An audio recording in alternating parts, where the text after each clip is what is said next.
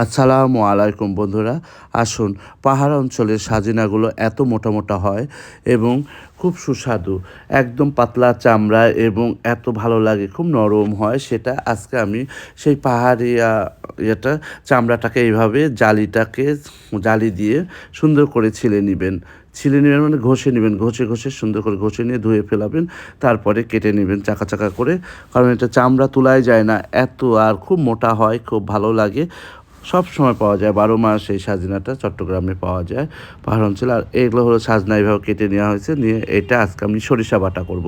সরিষা দিয়ে তারপর সব ধরনের মশলা দেখেন, এখানে জিরা বাটা আছে, একটু রসুন বাটা, একটু আদা বাটা, হলুদের গুঁড়া, তারপরে আপনার ঝালের যেটা মরিচের গুঁড়া, সব কিছু দিয়ে সুন্দর করে চকামকা করে একটু মাখিয়ে নেবেন। এমন করে মাখিয়ে নেবেন, তেল নেবেন, তেল একটু সরিষার তেল হলে ভালো হয়, আমি সয়াবিন তেল দিচ্ছি। সয়াবিন তেল এটা চচ্চড়ি হবে। এই চচ্চড়িটা সুন্দর করে দেখেন, খুব সুন্দর সুন্দর করে মাখাতে থাকবেন, ঝকামকা করে একদম মাখাবেন।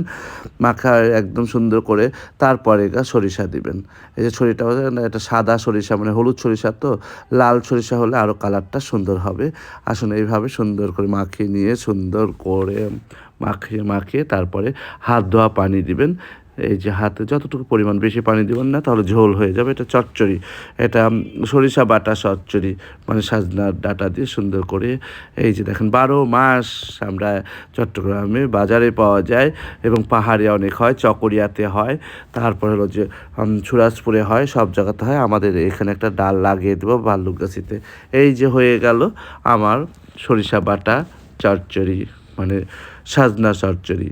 খুবই ভালো লাগে, আর ঘ্রাণটা এত সুন্দর দেখেন। আর সরষার তেল দিবেন একটু, আরও ভালো লাগবে। সরিষার তেলের মধ্যে, সরিষা বাটার মধ্যে সরিষার তেল দিলে আরও মজা হয়। এই যে গরম গরম পরিবেশন করবেন, গরম ভাত দিয়ে খাবেন, অনেক অনেক মজা। সবাই ভালো থাকবেন, সুন্দর থাকবে। আমার ভিডিওগুলো কেমন হয় একটু ভিডিওটা শেয়ার, লাইক, কমেন্টস করবেন, তাহলে আরও উৎসাহ পাবো।